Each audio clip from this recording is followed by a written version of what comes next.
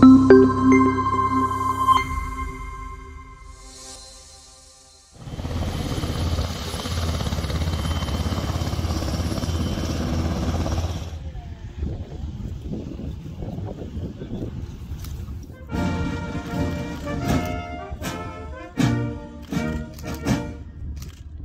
manière plus globale, j'aurais à présenter à l'Assemblée nationale puis au Sénat la programmation militaire pour la période à venir, 2024-2030. C'est une somme importante, j'ai déjà dit beaucoup de choses dans la presse nationale pour évidemment répondre à vos questions. Pour répondre évidemment aux véritables menaces qui pèsent sur la nation française, cette programmation militaire telle qu'elle sera proposée au Parlement, pour le département de la Haute-Marne, vous aurez un effort important évidemment pour la base aérienne de Saint-Dizier, qui participe directement à notre dissuasion nucléaire avec les forces aériennes stratégiques, mais qui aussi a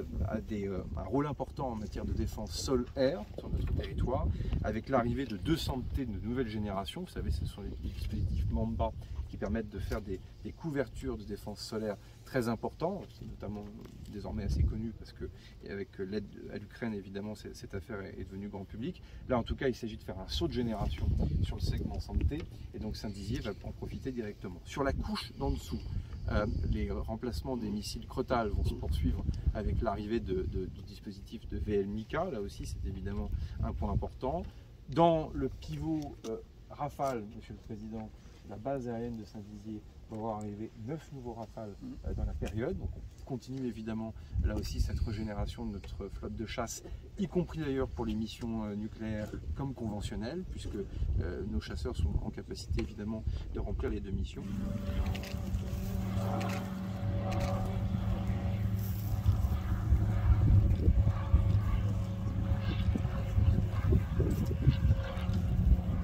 Et puis pour ce régiment, pour les élus plus directement du territoire proche, c'est évidemment la confirmation du programme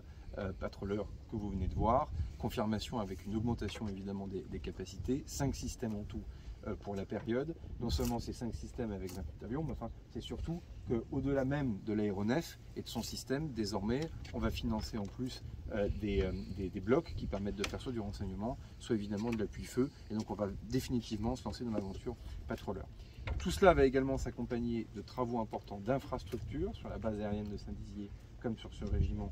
mon colonel, et donc je vous annonce que c'est un montant de 93 millions d'euros pour le département de la Haute-Marne pour les seules infrastructures. Donc là-dedans vous n'avez pas les équipements, vous n'avez pas les drones, vous n'avez pas les avions, vous n'avez pas le santé, c'est uniquement les infrastructures qui soit correspondent à des infrastructures pour la vie de nos soldats, le logement, parce que malheureusement ils sont dans un état qui parfois n'est pas toujours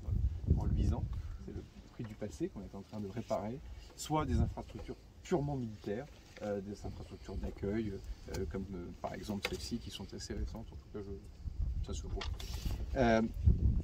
Peut-être vous signaler aussi que le plan famille va faire l'objet aussi d'un investissement important. Vous savez, c'est le plan qui a été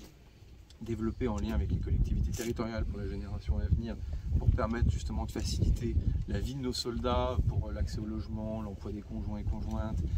les questions liées à l'accès à la scolarisation des enfants dans les écoles ou dans les collèges, la question des crèches. Et donc pour le coup, c'est une enveloppe de 7 millions d'euros pour la période, pour le seul département de la Haute-Marne, qui permettra de mieux accompagner les familles de nos soldats en lien avec les élus du territoire, élus municipaux, élus départementaux, sous le contrôle des parlementaires que je salue ici. Voilà, donc ce sont des annonces importantes qui viennent évidemment confirmer la vocation militaire, tant pour l'armée de l'air et de l'espace que pour l'armée de terre, sur des segments résolument tournés vers l'avenir, dans lequel vous n'avez aucun schéma, dans lequel les deux grandes unités présentes ici en Haute-Marne n'ont pas un rôle majeur à jouer dans le format de nos armées à l'avenir, que ce soit pour l'armée de terre ou pour l'armée de l'air.